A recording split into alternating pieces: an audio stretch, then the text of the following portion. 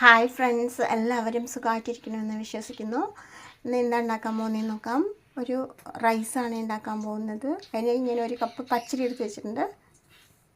ഇത് ഇട്ട് കൊടുക്കാം. ഒരു സ്പെഷ്യൽ റൈസാണ്. ലഞ്ച് ബോക്സിലൊക്കെ കൊണ്ടുപോകാൻ പറ്റിയ, പെട്ടെന്ന് ഈസിയായി തയ്യാറാക്കാൻ പറ്റിയ ഒരു റൈസ്. ഭയങ്കര ടേസ്റ്റുമാണ് കഴിക്കാനായിട്ട്. ഇതാ ഒരു കപ്പ് പച്ചരി ഞാൻ എടുത്തിട്ടുണ്ട്. അതിന് അര കപ്പ് തോരപ്പരിപ്പ് എടുത്തിട്ടുണ്ട്. ഇത് രണ്ടും കൂടെ വൃത്തിയായി കഴുകിയിട്ടൊന്ന് കുതിരാനിടണം. ഇതാ 3 തവണ നന്നായി വൃത്തിയായിട്ടൊന്ന് കഴുകിയിട്ട് കുറച്ച് വെള്ളം ഒഴിച്ച് വെച്ചിട്ടുണ്ട്. ഒരു മണിക്കൂർ റെസ്റ്റ് ചെയ്യാൻ വയ്ക്കണം.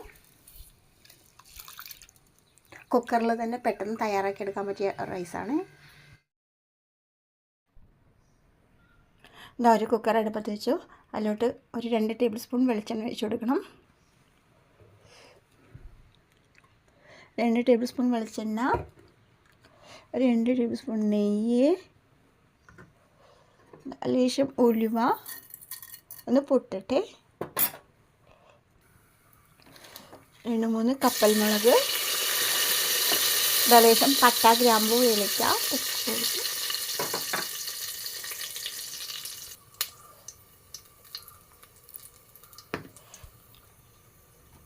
ലേശം കായത്തിൻ്റെ പൊടി ഇട്ട് കൊടുക്കാം. ഒരു സവാള കട്ട് ചെയ്തിട്ട് കൊടുക്കാം.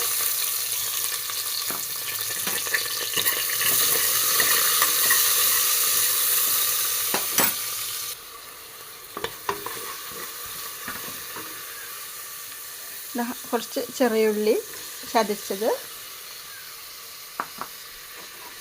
3-4 പച്ചമുളക്,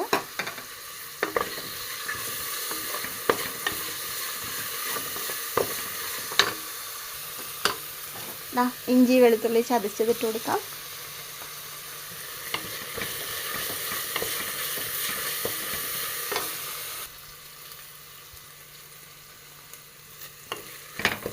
അതിലോട്ട് തക്കാളി ഇട്ട് കൊടുക്കാം. 2 തക്കാളി ചെറുതായിട്ട് കട്ട് ചെയ്താണ്, മീഡിയം സൈസ് തക്കാളി.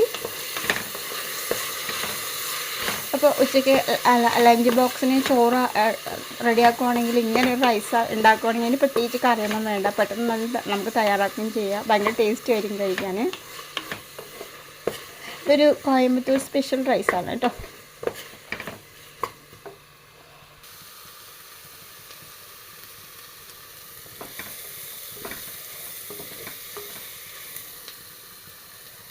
ഞാനൊരു 2 ടീസ്പൂൺ മല്ലിപ്പൊടി, 1/2 ടീസ്പൂൺ മഞ്ഞൾപ്പൊടി, 1 ടീസ്പൂൺ മുളക് പൊടി ഇട്ട് കൊടുത്തിട്ടുണ്ട്. അത് പച്ചമണം നന്നായി പൊയ്ക്കോട്ടെ.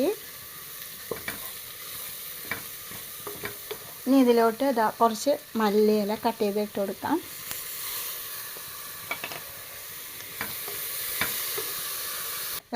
ഇപ്പോൾ നമ്മൾ ഇതൊക്കെ നന്നായി കുതിർന്ന് ഇട്ടിട്ടുണ്ട്. നമുക്കിത് വാരിയിട്ട് കൊടുക്കാം.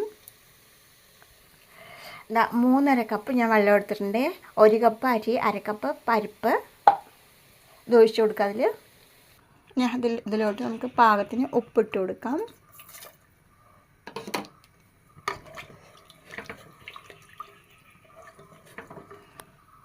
വെള്ളം നന്നായി തിളച്ചു. ഇനി ഇതിലോട്ട് നമുക്ക് ഈ അരി ഇട്ട് കൊടുക്കാം. അരിയൊക്കെ ഇതിൽ വാരിയിട്ട് കൊടുത്തിട്ടുണ്ട്. ഒന്ന് തിളച്ചതിന് ശേഷം കുക്കർ മൂടി കൊടുക്കാം. അപ്പോൾ ഇങ്ങനെ ചെയ്യുകയാണെങ്കിൽ പെട്ടെന്ന് തന്നെ നമ്മളെ റൈസ് റെഡിയാവും. 5 മിനിറ്റിനുള്ളിൽ റെഡിയാവും.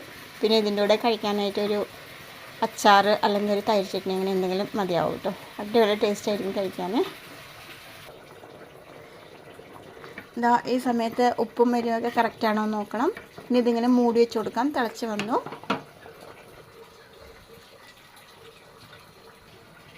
ഇനി അതിലോട്ട് വെയിറ്റ് ഇട്ട് കൊടുത്തിട്ട് ഒരു 3 വിസിൽ വന്നാൽ മതിയാവും കേട്ടോ. ഇപ്പോൾ 3 വിസിൽ വന്നാൽ ഞാൻ ഓഫാക്കി. ഇതാട്ടോ അതിൻ്റെ എയറൊക്കെ പോയി. ഇതൊന്ന് തുറക്കാം. റൈസ് റെഡി ആയിട്ടുണ്ട്. നല്ല ടേസ്റ്റി ആയിട്ടുള്ളതാണ്. റൈസ് റെഡി ആയിട്ടുണ്ട്. ഭയങ്കര ടേസ്റ്റാണ് കേട്ടോ കഴിക്കാനായിട്ട്. ഇതിൻ്റെ മണം ഒരു രക്ഷയില്ല കേട്ടോ. അടിപൊളി മണമാണ് കേട്ടോ.